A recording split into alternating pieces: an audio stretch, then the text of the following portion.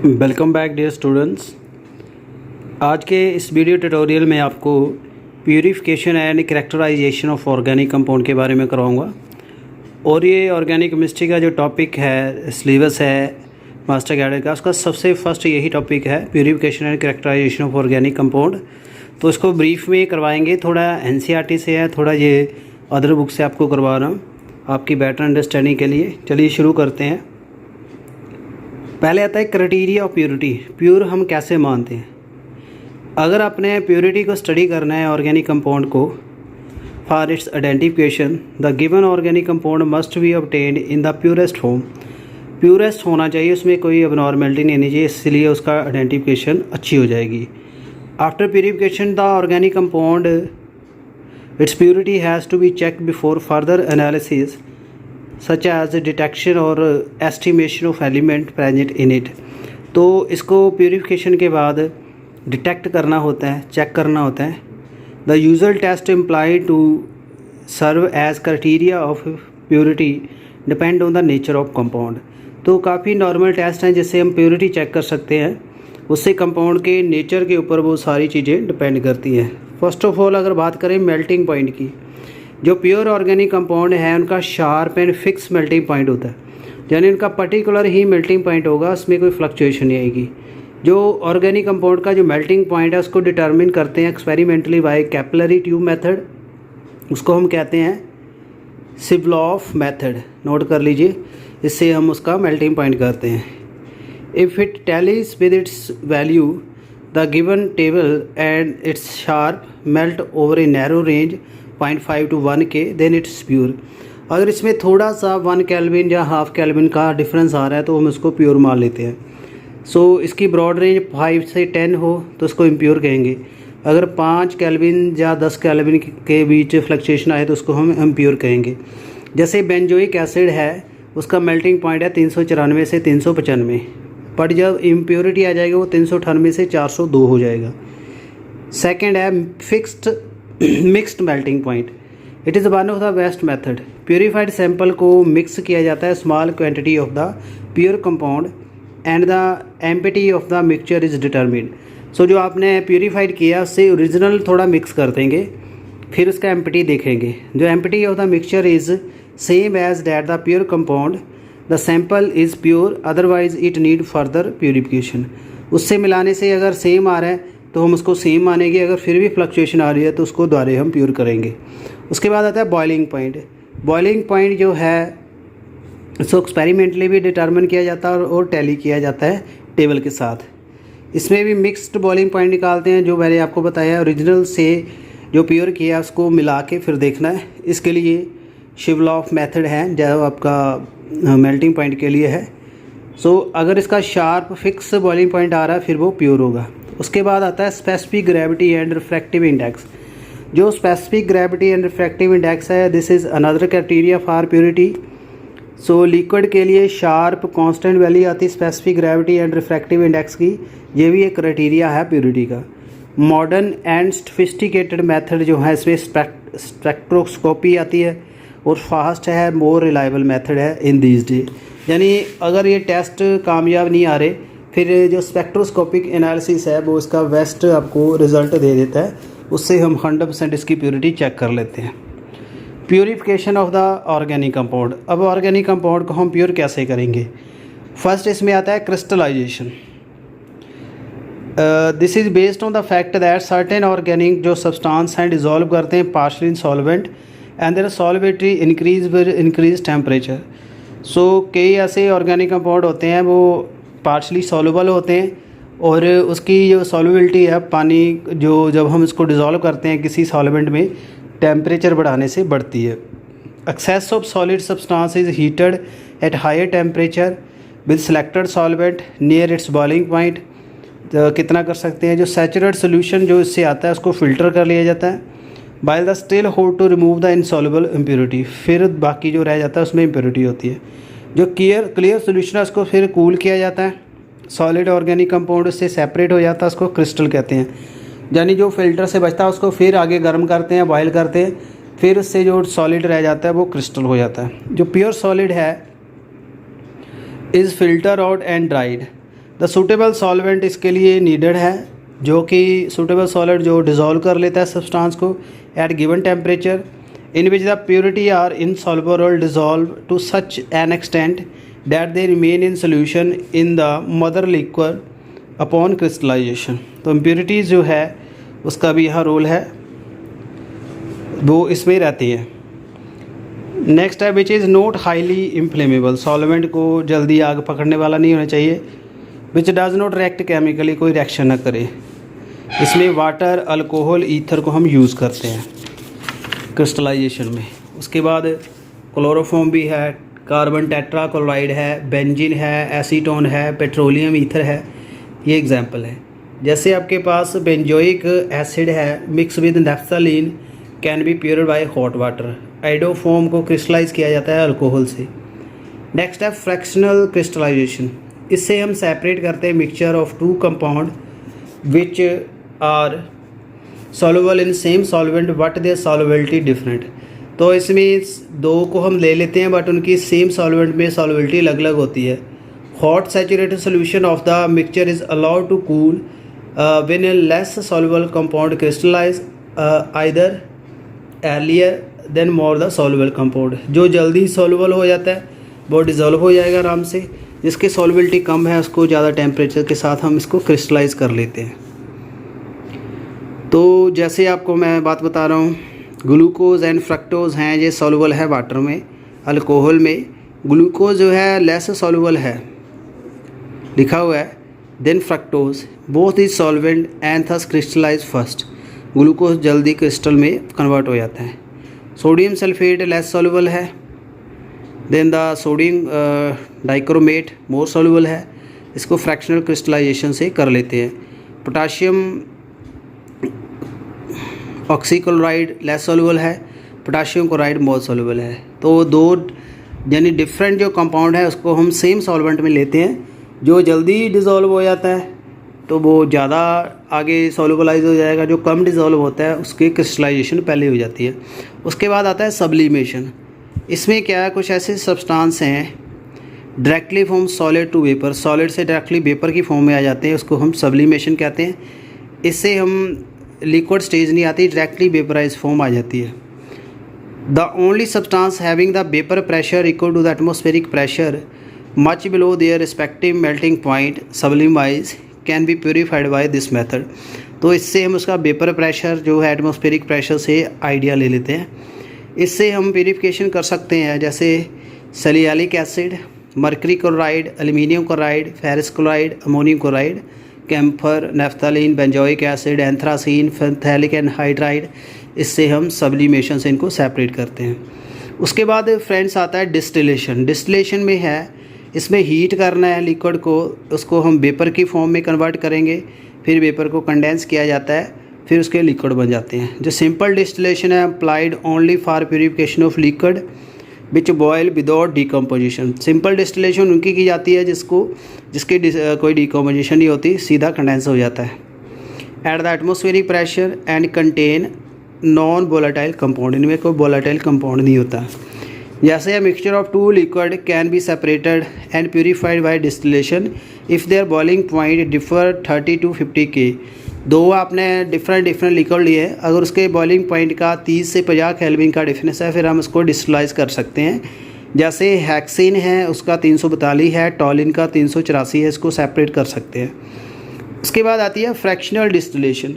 Fractional distillation is another type. इसमें sometime क्या होता है, we come across mixture of two liquid which differ in their boiling point by less than 10 to 15, जिनमें boiling point का difference 10 से 15 kelvin हो, उसके लिए सिंपल डिस्टिलेशन काम नहीं करती, उसके लिए फ्रैक्शनल होती है।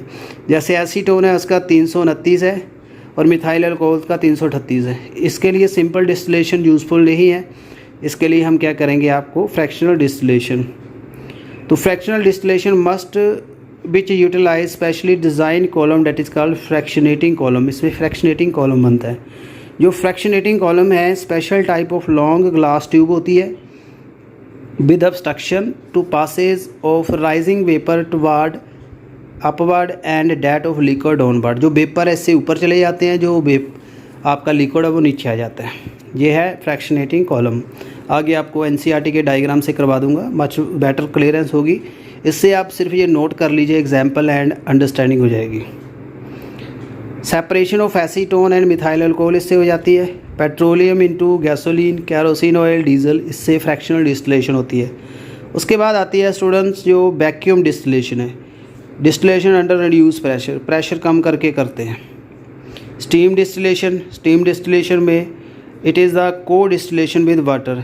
इसके लिए purification and separation of organic solid और liquid compound which are volatile in steam immiscible with water contain non volatile impurity and high vapour pressure. 373 और 10 से 15 जो डिफरेंस होता है प्रेशर का, तो स्टीम में की जाती है।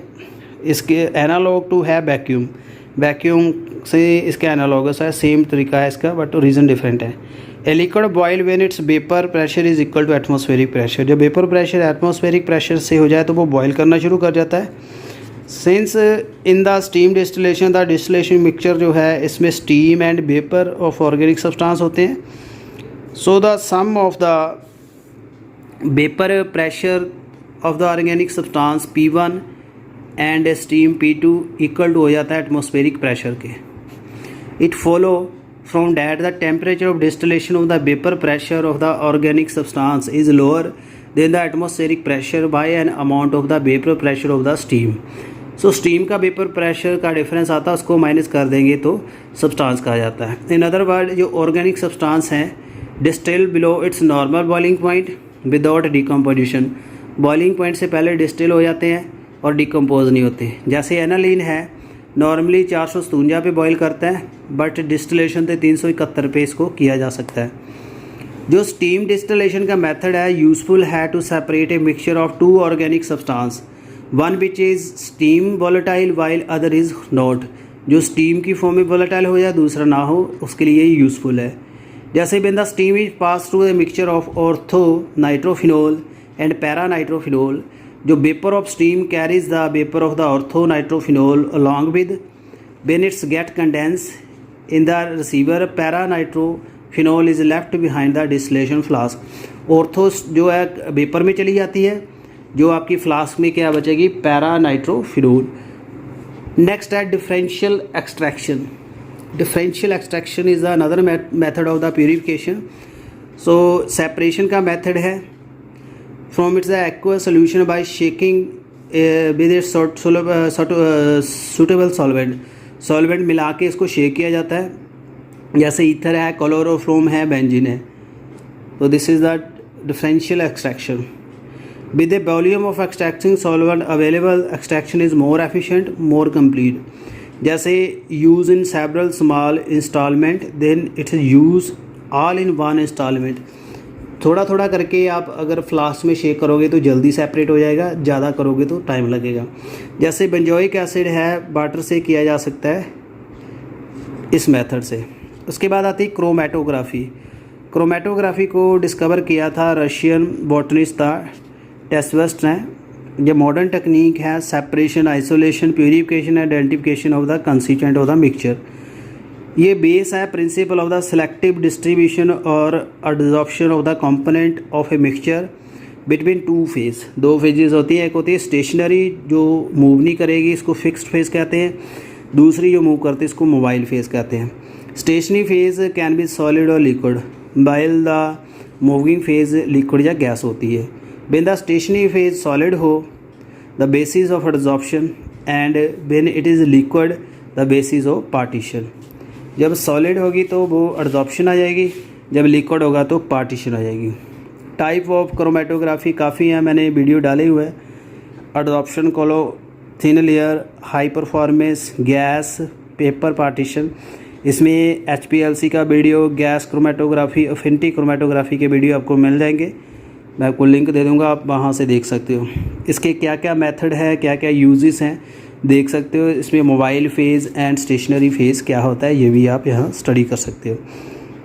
इसमें आती है कॉलम क्रोमेटोग्राफी। इट इज़, इसमें क्या है, स्टेशनरी फेज़ एक सॉलिड, एक एब्जॉर्बेंट जैसा silica gel, alumina, magnesium oxide and starch gel slab इसकी बनाते हैं। जो मोबाइल फेज़ होती है मिक्सचर ऑफ सॉल्वेंट होता है, अलग अलग पोलैरिटी के सॉल्वेंट होते हैं। जो सॉलिड एब्जॉर्बेंट है is made of slurry, slurry एक पेस्ट बनता है। Non polar solvent and pack it to the vertical glass tube में इसको पैक कर देते हैं, पूरा इसको स्लरी को फिल कर देंगे कुछ लेंथ तक। Small amount of the concentrated solution of organic mixture फिर इसमें डाला जाता है, फिर इसको सेपरेट किया जाता है। ये डायग्राम दिखा दूंगा, बेटर अंडरस्टैंडिंग हो जाएगी। उसके बाद आती है evolution. Evolution is the process of extraction of absorb component from the absorbent with the help of solvent of increasing polarity. जब ये सेपरेट हो जाता है फिर हमने इसको निकालना होता है, फिर इसको वॉश कर देते हैं। इल्यूटिंग एक सॉल्वेंट होता है, उससे वॉश कर देंगे, उसकी पोलैरिटी ज़्यादा होगी। Different solvent in order of increasing polarity जैसे petroleum ether, carbon tetrachloride, benzene है, क्लोरोफॉर्म है, डाईथाइल ईथर है, इथाइल एसीटेट है, acetone alcohol. So the solvent constitute of the mobile phase is called eluent. Mobile phase का जो solvent है उसको eluent कहते हैं। The solvent of increasing polarity can run into the column one by one. जिसकी polarity ज़्यादा होगी वो जल्दी मूव करेगा, जिसकी कम होगी वो देर मूव करेगा। तो the weakly and the last adsorb component will be eluted first by the solvent of low polarity, ठीक है ना। सो इट इज़ कलेक्टेड, फिर स्प्लास में इसको कलेक्ट किया जाता है। Now the solvent of higher polarity is run then the column, फिर इल्यूट हो जाता है कंपोनेंट, फिर इसको कलेक्ट किया जाता है। यानी अलग अलग सॉल्वेंट डालेंगे वो अलग अलग अपने अंदर कंपोनेंट लेके जाएगा। यानी सपोज़ करिए आपने सॉल्वेंट फर्स्ट डाला वो अल्कोहल को साथ में ले आ रहा है, दूसरा सॉल्वेंट डाला वो बेंजोइक एसिड को लेके आ रहा है कॉलम से, ऐसे हम कर सकते हैं इसको। उसके बाद आता है एजियोट्रॉपिक डिस्टिलेशन। एजियोट्रोप मैंने बताया था जो कांस्टेंट बॉइलिंग मिक्सचर होते हैं। Such mixture distil off without any change in composition, इसकी कंपोजिशन में चेंज नहीं आती। So the component of azeotropic mixture can not be separated by fractional distillation. Fractional distillation ही हो सकती है इसकी। ए वेरी कॉमन एग्जांपल इसकी मैंने बताई थी, जैसे रेक्टिफाइड स्पिरिट है जिसमें 95.87 इथाइल अल्कोहल है, 4.13 वाटर है बाय वेट। जो mixture of azeotropic solution which boil at a fix temperature 351 यानी 78.1 centigrade to separate the component of an azeotropic solution, special type of distillation that is called azeotropic distillation is use. This is illustrated by example. इसको कैसे समझोगे azeotrope के लिए? Azeotropic distillation होती है जैसे आपने रेक्टिफाइड स्पिरिट को सेपरेट करना है, इसमें सूटेबल अमाउंट ऑफ बेंजीन को ऐड किया जाता है टू बी रेक्टिफाइड स्पिरिट के साथ। Mixture is now subjected to fractional distillation. The first fraction which distilled 337.8 is tertiary azeotrope consisting of all water 77.4%, some benzene 74.1, some alcohol 18.5। Second जो fraction आता है उसमें वो 341.2 पे होता है। बाइनरी एजियोट्रॉप होते हैं, उसमें जो बेंजीन बच गई, अल्कोहल बच गया, वो होता है। फिर लास्ट फ्रैक्शन आता है जो 351 पे सेपरेट होता है, उसमें एब्सोल्यूट अल्कोहल होता है 100% इथाइल अल्कोहल। यानी इसमें अलग अलग 3 तरह के फ्रैक्शन बचते हैं। इसको फ्रैक्शनल डिस्टिलेशन होती है। अलग अलग टेम्परेचर पे अलग अलग कंपोनेंट यहाँ सेपरेट हो जाते हैं। उसके बाद आते हैं chemical method. Some of the separation chemical से होती है, जैसे एसिटिक एसिड को पायरोल्जिनिक एसिड से करना है, the is as it's the calcium salt and then decompose it with the HCl. Separation of primary, secondary and tertiary mine by Hindenburg and Hofmann method.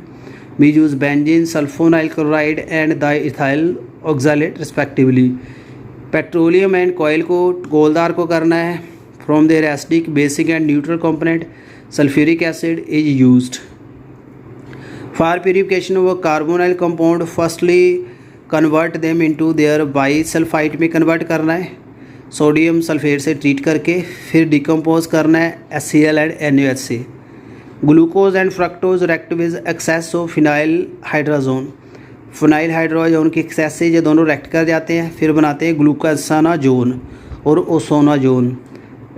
This reaction is use to identify separation of monosaccharide. इससे आप monosaccharide जो simple sugar है उसको separate कर सकते हो। तो these are the method. ये फर्स्ट हमने इसमें टॉपिक कर लिया है।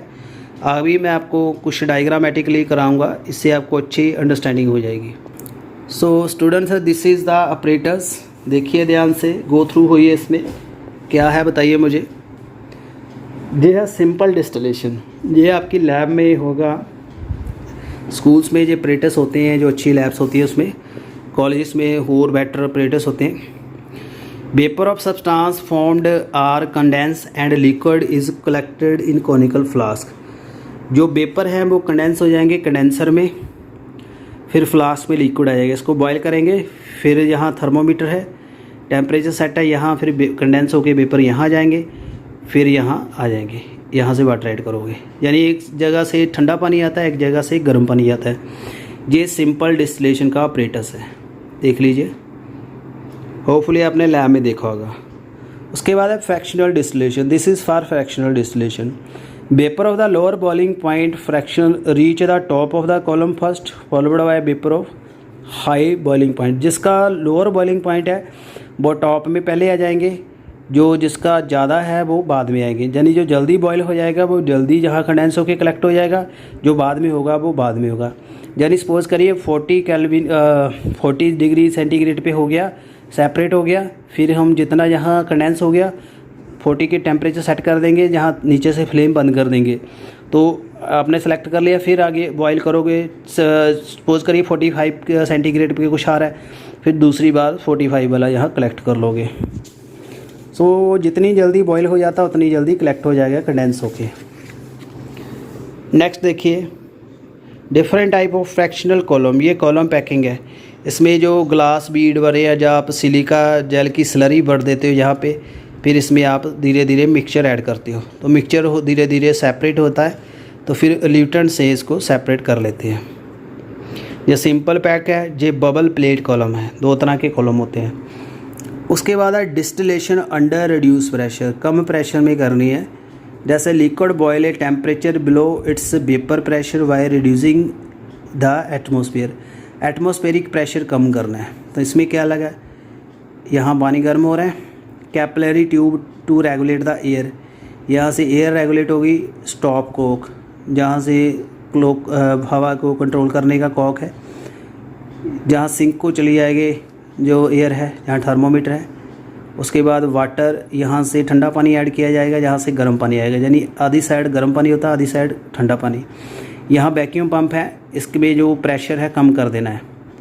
ये मैनोमीटर लगा है प्रेशर मेयर करने के लिए, जहाँ डिस्टिल्ड हो रहा है लिक्विड, यानी इससे हम लो प्रेशर पे डिस्टिलेशन करेंगे, रिड्यूस प्रेशर पे। This is for the steam distillation. Steam distillation पे जो steam volatile component volatilize and the vapour condense in the condenser and the liquid collect in conical flask. जो volatile component होता है वो vapour में चला जाता है, जो नॉन वोलाटाइल है वो लिक्विड की फॉर्म में आ जाएगा।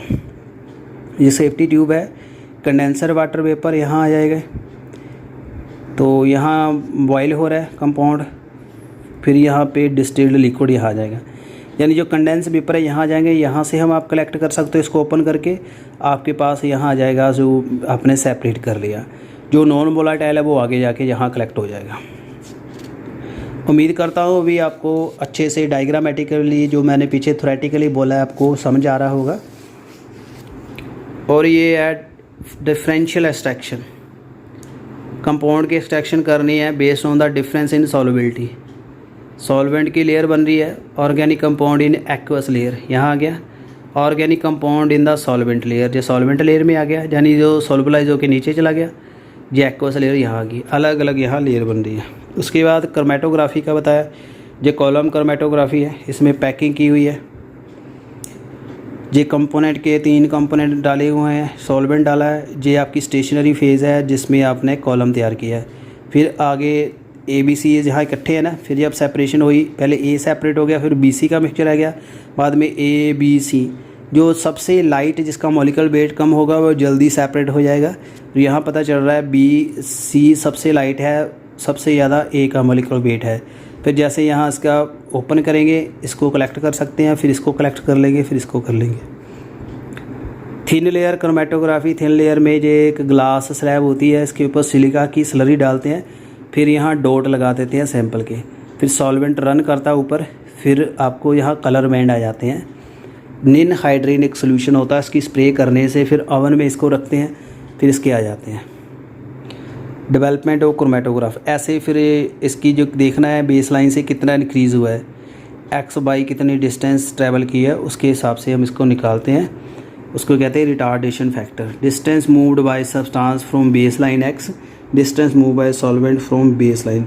सब्सटेंस कितना मूव कर रहा है, सॉल्वेंट कितना कर रहा है, एक्स अपॉन वाई की वैल्यू निकालेंगे।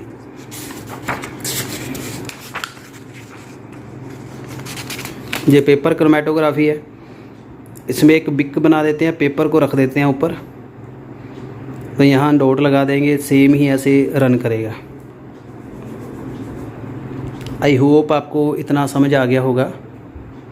So student, these were the quantitative method. आगे हम क्वालिटेटिव करेंगे, कौन से टेस्ट लगा के आप डिटेक्ट कर सकते हैं, जैसे detection of carbon and hydrogen. इसके लिए कॉपर ऑक्साइड से कार्बन डाइऑक्साइड निकल जाएगी, कॉपर ऑक्साइड वाटर निकलेगा, हाइड्रोजन डिटेक्ट हो जाएगी। ये इसके टेस्ट दिए हुए हैं। जैसे वाइट कॉपर सल्फेट है, फिर ब्लू बन जाएगा, इससे वाटर रेड हो जाएगा, डिटेक्शन हो जाएगी। अदर एलिमेंट लेसिजिनेस टेस्ट होता है इसमें। नाइट्रोजन, सल्फ़र, हैलोजन, फास्फोरस जो ऑर्गेनिक कंपाउंड में है, इसको लेसिजिन टेस्ट से कर लेते हैं। एलिमेंट जो कंपाउंड में होता है इसको कन्वर्ट कर देते हैं from covalent into the ionic, covalent से आयनिक बनाएंगे, फिर जो कंपाउंड है उसकी मेटल कलेक्ट हो जाती है। जैसे सोडियम कार्बन नाइट्रोजन NaCN बन गया, फिर सोडियम NaS बन गया, फिर सोडियम से X आ गया। Carbon nitrogen sulphur and X come to the organic compound, ऐसे हम इसको करते हैं। Cyanide, sulphide and halide of the sodium so formed in the sodium fusion are extracted from the fuse mass of boiling with its distilled water. इसको कहते हैं sodium fusion extract. Nitrogen का test क्या है, इसके लिए आपको जो सोडियम फ्यूज़न एक्सट्रैक्ट है इसको बॉयल करते हैं, iron 2 sulphate and then acidified with concentrated sulphuric acid. The formation of the Persian blue colour confirm the presence of nitrogen. अगर पर्सियन ब्लू कलर आ रहा है तो फिर यहाँ पे ये क्या होगा, नाइट्रोजन है। सल्फ़र के लिए सोडियम फ्यूज़न एक्सट्रैक्ट जो है acidified with acetic acid and lead acetate added to it. Black precipitate अगर बन रहा है तो वहाँ आपके पास सल्फ़र होगी, लेड सल्फेट का जो ब्लैक बनेगा। On treating sodium extract with the sodium nitrosulphide appearance of the violet colour. फिर नाइट्रोसल्फाइड से करेंगे, इसके सोडियम जो आयन है आपका सल्फ़र का आयन है, तो फिर आपका ये बन जाएगा यहाँ पे वायलेट कलर, तो इससे डिटेक्ट हो जाता है। In case of nitrogen and sulphur both present, अगर दोनों प्रेजेंट हैं then sodium thiocyanide is formed, it give the blood red colour and no Persian blue. फिर पर्सियन ब्लू नहीं बनेगा, यानी अगर नाइट्रोजन सल्फ़र इकट्ठी है फिर यहाँ आपका क्या बन जाएगा, red blood colour. If sodium fusion is carried out by access of sodium the thiocyanide decompose हो जाता है साइनाइड एंड सल्फाइड में, आयन फिर देर यूजुअल टेस्ट देता है। उसके बाद हैलोजन के लिए टेस्ट है। हैलोजन के लिए the sodium fusion extract is acid the nitric acid, फिर treated with sulphur nitrate. White precipitate बनेगा soluble in ammonium hydroxide so the presence of chlorine. Yellow precipitate बनेगा sparing soluble in ammonium hydroxide, फिर ये show करता है bromine. And yellow precipitate in soluble in ammonia show करता है iodine. अलग अलग तरह के सॉल्युबिलिटी बेस्ड प्रेसिपिटेट बनते हैं जब हम सोडियम फ्यूज़न से इसको एक्सट्रैक्ट करते हैं, फिर आपके पास ये कंपोनेंट आ जाते हैं हैलोजन के लिए। उसके बाद है फास्फोरस। फिर ये कंपाउंड है हीट किया जाता है ऑक्सीडाइजिंग एजेंट के साथ, जैसे सोडियम पेरोक्साइड से। जो phosphorus present in the compound is oxidize to phosphate, phosphorus phosphate में कन्वर्ट हो जाती है। जो सोल्यूशन को बॉयल किया जाता है विद नाइट्रिक एसिड, फिर इसको अमोनियम मोलिब्डेट से ट्रीट किया जाता है, येलो कलर का प्रेसिपिटेट बनेगा, इससे फास्फोरस आइडेंटिफाई हो जाती है। ये आपका ऐसे स्ट्रक्चर है, सोडियम फॉस्फेट, नाइट्रिक एसिड, ये फास्फोरिक एसिड, अमोनियम मोलिब्डेट, फिर अमोनियम फॉस्फोमोलिब्डेट, जिसका कलर आ जाएगा। उसके बाद क्वालिटेटिव एनालिसिस, क्वांटिटेटिव एनालिसिस है, क्वांटिटी आप डिटरमिन कर सकते हो। Both the carbon and hydrogen estimated one experiment known as mass of organic compound is world in the presence of excess of oxygen, कितना कार्बन बर्न हो जाता है oxygen के एक्सेस में। Carbon and hydrogen in compound are oxidize to carbon dioxide and water. फिर यहाँ से बन जाता mass of the water produce is determined by passing the mixture through a weighted U tube. U tube होती है containing the anhydrous calcium chloride. Carbon dioxide is absorb in another U tube containing the concentrated solution of potassium hydroxide. This tube are connected in series, इन tube को series में लगाते हैं। Estimation of carbon and hydrogen, water and carbon dioxide form on oxidation of substance are absorb in anhydrous calcium chloride and potassium hydroxide. यहाँ आपकी क्या आ जाएगी, पहले कार्बन आ जाएगी, यहाँ ऑक्सीजन आ जाएगी। फिर आगे आपने जब निकालना है, जैसे ऑर्गेनिक कंपाउंड है इसको m ग्राम में लिए, water and carbon dioxide mass m1 m2 है, फिर 12 m2 100 करके कार्बन की आ जाएगी, 2 m1 100 18 गुना m करके हाइड्रोजन की आ जाएगी। ऐसे आप निकाल सकते हो। उसके बाद है नाइट्रोजन। नाइट्रोजन के एस्टिमेशन के लिए मेथड है Dumas method and Kjeldahl's method. Dumas में क्या है, जो नाइट्रोजन कंटेनिंग ऑर्गेनिक कंपाउंड है उसको हीट किया जाता है with copper oxide in an atmosphere of carbon dioxide. फिर फ्री नाइट्रोजन आ जाती है in addition to carbon dioxide and water. Trace of nitrogen oxide formed, if any, are reduced to nitrogen by passing the gaseous mixture over the heater copper gauze. So the mixture of gas to produce is collected over an aqueous solution of potassium hydroxide which absorb the carbon dioxide. So nitrogen is collected in the upper part of the graduated tube. ऊपर यहाँ nitrogen आ जाती है। ये Damas method है, जो organic compound yield nitrogen gas heating it with copper two in the presence of CO2. So the mixture of gas is collected over the potassium hydroxide solution in which CO2 is absorbed and volume of nitrogen is determined. जितनी CO2 absorb हुई इससे nitrogen का volume आ जाएगा।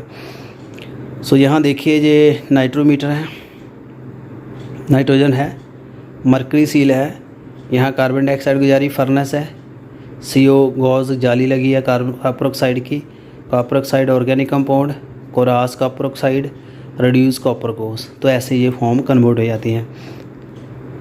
तो इसके लिए जो volume of nitrogen है इसमें P1 इंटू V1 273 760 T1। इसमें मास ऑफ ऑर्गेनिक का m है, नाइट्रोजन कितनी कलेक्ट हुई है V1 है, टेम्परेचर T1 है, ऐसे कलेक्ट कर सकते हो। जब P1 and V1 pressure and volume of nitrogen है, P1 is different from the atmospheric pressure at which nitrogen collect, जिसके ऊपर नाइट्रोजन कलेक्ट होती है इसको P1 कहते हैं।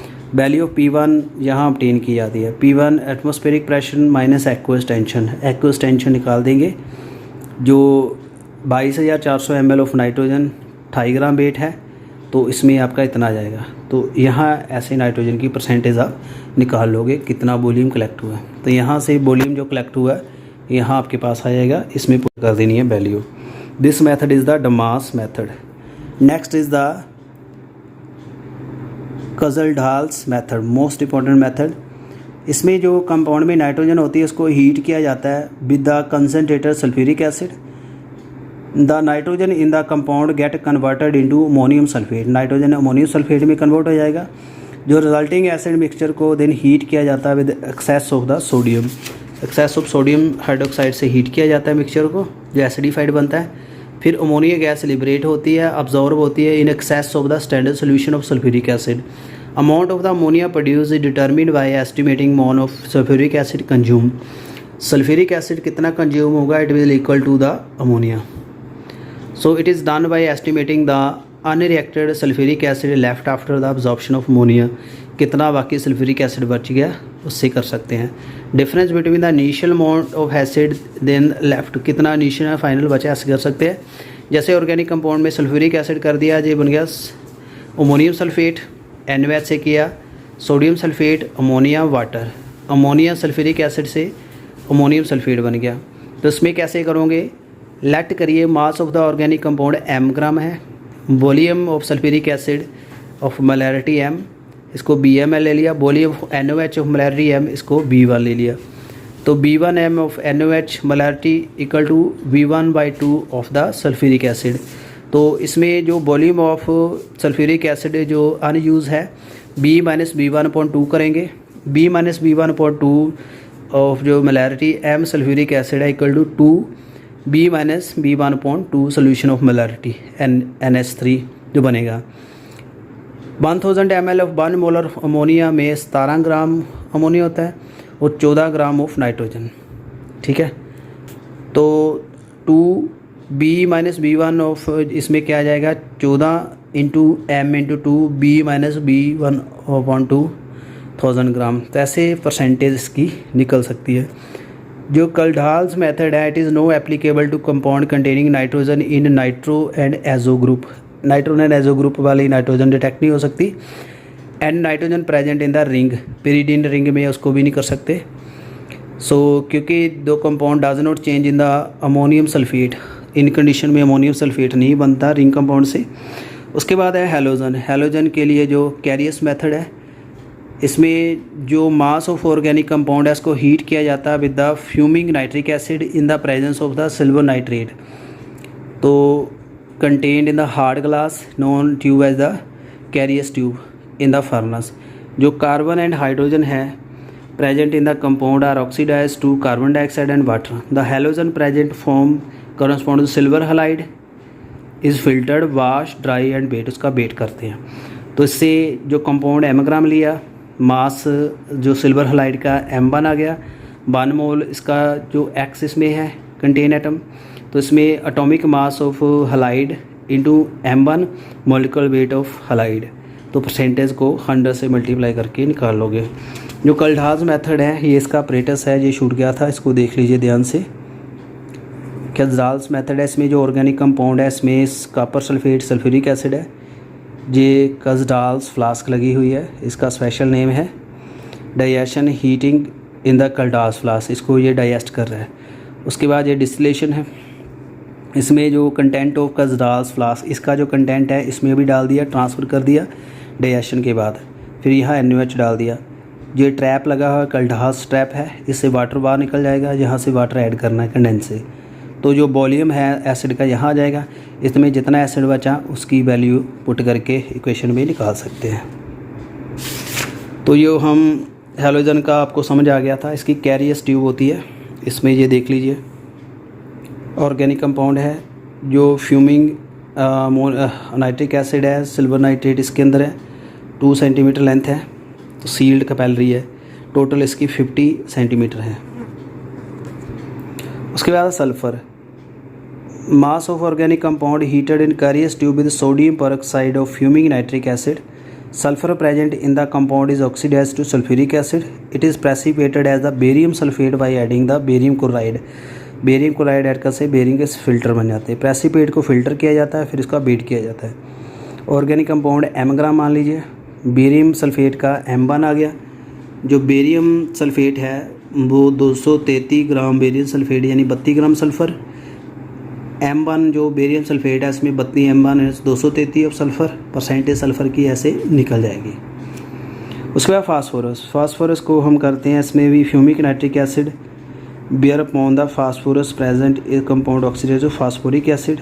प्रेसिपिटेट बनते हैं इसके अमोनियम फास्फो मोलिब्डेट के, फिर इसको बाय एडिंग द, इसको जब ऐड करते हैं ammonium and ammonium molybdate. Alternatively जो फास्फोरिक एसिड है मे बी प्रेसिपिटेटेड ऐड इसमें magnesium ammonium phosphate by adding the magnesia mixture, फिर ऐसे निकाल सकते हैं। तो इसमें जो ऑर्गेनिक है उसका M ग्राम आ गया, अमोनियम फास्फो मोलिब्डेट का आ गया M1, molar mass of ammonium phosphomolybdate का आ गया 1877, परसेंटेज ऑफ फास्फोरस इसमें पुट कर देंगे। तो ऐसे इन कैलकुलेशन से हम फास्फोरस का वैल्यू निकाल सकते हैं।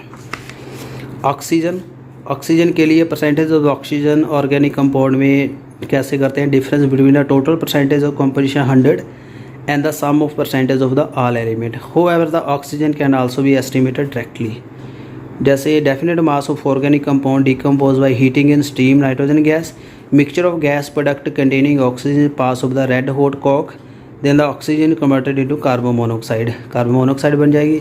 This mixture passes through the warm iodine pentoxide, the carbon monoxide oxidise to carbon dioxide, फिर कार्बन डाइऑक्साइड बन जाएगी।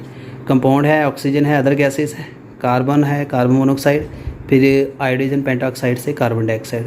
On making the amount of the carbon monoxide produced in equation 1, A equal to carbon monoxide used by B multiplying the equation A and B by 5 and 2, B find each mole of oxygen liberated from compound and produce 2 mole of carbon dioxide।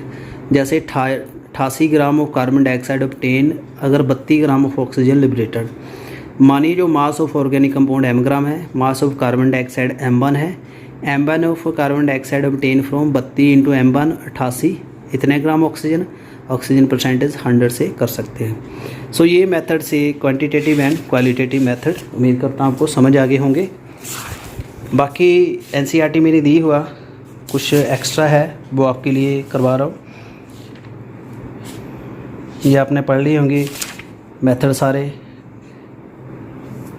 इसकी मैंने calculations भी आपको बता दी हैं, दोबारा इसको note कर लीजिए। इस बुक से जो है एनसीईआरटी में शायद स्किप होगा, मोस्टली काफ़ी वहाँ दिया हुआ है। सो ये मेथड्स हैं, इसके क्वेश्चन राइज हो जाते हैं। क्यूरियस मेथड भी आपको भी करवाया है। क्यूरियस मेथड से जो आपकी हैलोजन है, सल्फ़र है, फास्फोरस है, एस्टिमेट हो जाती है। ऑक्सीजन का भी मैंने करवा दिया।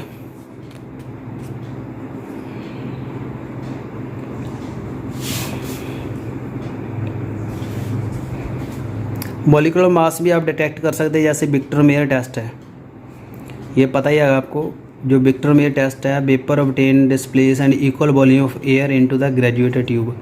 Constant volume of air collected in the graduated tube is noted after careful levelling at the room temperature and atmospheric pressure. तो उसमें P1 B1 T1 P2 B2 T2 ऐसे इसमें पुट कर देंगे। मॉलिक्यूलर मास होता है 2 into the vapour density. Volumetric analysis से molar mass of base, equivalent mass into acidity, acid का मॉलिक्यूलर मास बेसिसिटी से कर सकते हैं। सो मॉडर्न मेथड है। मॉडर्न मेथड से जो मास स्पेक्ट्रोस्कोपी है ये पूरा डिटेक्शन कर देती है। मास स्पेक्ट्रोस्कोपी का मैंने वीडियो दिया हुआ है, आपको देख सकते हो आप वहाँ। तो इसमें जैसे ये कंपाउंड दिया हुआ है, इलेक्ट्रॉन अमिट होते हैं जो अनाइन की फॉर्म में कन्वर्ट हो जाता है, फिर मास को इलेक्ट्रॉन से डिवाइड कर देते हैं, फिर पीक बन जाते हैं, बेस के ग्राफ बन जाता है कंप्यूटर स्क्रीन पे। ऊपर अलग अलग पीक्स बनती हैं अलग अलग कंपोनेंट की। relative intensity m into E. The set of ion analyzed with the help of the mass spectroscope in such a way that signal is obtained for each m upon E intensity and each signal corresponding to the relative abundance of the ion producing that signal. Ion की abundance के हिसाब से signal आएगा। जो largest peak जो है इसको base peak कहते हैं। इंटेंसिटी इज टेकन एट 100, सबसे बड़ी पीक की 100 लेंगे, बाकियों की जो कम होगी। Graph is plotted between m e की ratio and relative intensity of the signal, इसको कहते हैं मास स्पेक्ट्रम। तो इसमें क्या होता है, जो मॉलिक्यूल है उसकी आयनाइजेशन से इलेक्ट्रॉन मूव हो जाएंगे, वो अनाइन में कन्वर्ट हो जाता है, आयन में कन्वर्ट हो जाता है। तो इससे आप उसकी जो पीक है वैल्यू, एक्साइटेशन की वैल्यू है, मास स्पेक्ट्रोस्कोपी से जज करते हो। मैंने इसका वीडियो डाला हुआ है, लिंक आपको दे दूँगा students for your better understanding. उसके बाद एम्पिरिकल एंड मॉलिक्यूलर फार्मूले मैंने पहले भी बता दिए आपको, दोबारा रिवीजन ही है। मॉलिक्यूलर फार्मूले एग्जैक्ट रेशो देते हैं किसी कंस्टिट्यूएंट जो होते हैं उसमें, एम्पिरिकल जो है इसकी सिंपल रेशो देते हैं। जैसे हाइड्रोजन परऑक्साइड है, इसमें जो जिसका एम्पिरिकल फार्मूला है HO की 2 इसकी कॉमन रेशो आ रही है। रिलेशन इसमें कर सकते हो, N आप यहाँ फैक्टर ले सकते हो, molecular mass N into the empirical formula, ये कॉमन फैक्टर होता है, इसको मल्टीप्लाइंग फैक्टर भी कहते हैं। उसके बाद है determination of the empirical formula, ये भी मैंने बताया था आपको। पहले आपने मॉलिक्यूलर मास डिटेक्ट कर लेना है, फिर उसकी simple ratio whole number ratio से सिंपलेस्ट होल नंबर रेशो से मैंने बताया था।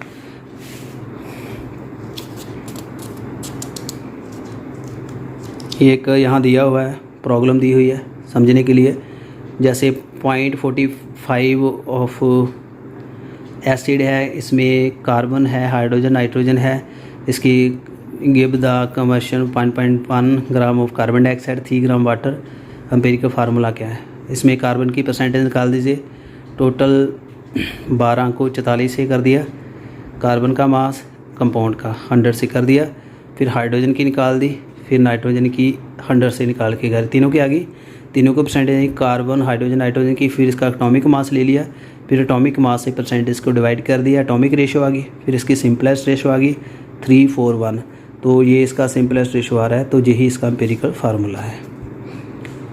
उम्मीद करता हूँ आपको ये ट्यूटोरियल अच्छा रहा होगा, हेल्पफुल रहा होगा। काफ़ी अच्छे यहाँ मेथड दिए हुए हैं आपको बेटर अंडरस्टैंडिंग के लिए। तो student, this was very useful video in relation to the method of purification of the organic compound and their characterisation. तो करैक्टराइजेशन आपको अच्छे से समझ आ गई होगी, इसमें इसका वेरियस मेथड आपके दिमाग में आगे होंगे। तो वीडियो कैसा लगा काइंडली कमेंट करिएगा। For more wonderful video stay tuned with my YouTube channel. Thank you very much and good luck for exam. और ये स्टूडेंट्स काफ़ी इंपॉर्टेंट टॉपिक है, इससे काफ़ी क्वेश्चन राइज करते हैं। तो मैं स्टूडेंट्स पहले आपको गो थ्रू कराऊंगा, सभी टॉपिक से चैप्टर कवर करने की कोशिश कर रहे हैं। उसके बाद हम धीरे धीरे जो टॉपिक कवर कर लेंगे, फिर हम मॉक टेस्ट रखेंगे। And stay tuned with my channel.